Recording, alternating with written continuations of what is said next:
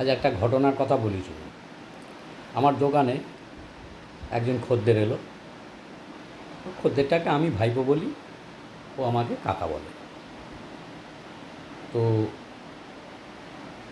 ভাইপো এসে বলল, কাকা, জ্যোতির মোড়ে প্রচুর মারপিট হচ্ছে, ঝামেলা হচ্ছে, যাও গিয়ে দেখে এসো।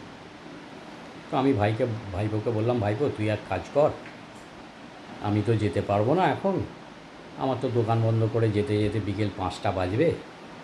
তো তুই একটা কাজ কর, তুই ওদের গিয়ে একটু বলে আয় যে তোমরা মারামারিটা চালিয়ে যাও, বিকেল 5টা অবধি কাকা এসে দেখবে।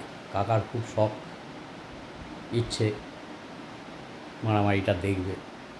তো তোমরা একটু মারামারিটা 5টা অবধি মিনিমাম চালিয়ে যাও। তো ভাইপো এই কথাটা শুনে খুব হেসে উঠলো, হো হো করে হেসে উঠল। কেন হাসলো আমি তো বুঝতেই পারলাম না। তো আমি তো কিছুই বুঝলাম না।